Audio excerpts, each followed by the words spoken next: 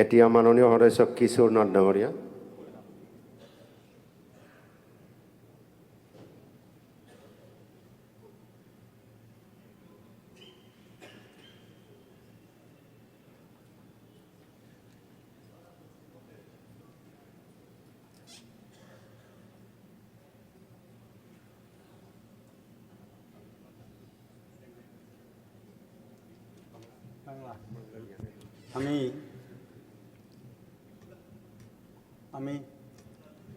আমি শ্রী কিশোর নাথ আসাম বিধানসভার সদস্য নির্বাচিত হইয়া ঈশ্বরের নামে শপথ করিতেছি যে আমি বিধির দ্বারা প্রতিষ্ঠিত ভারতের সংবিধানের প্রতি প্রকৃত বিশ্বাস ও আনুগত্য পোষণ করিব।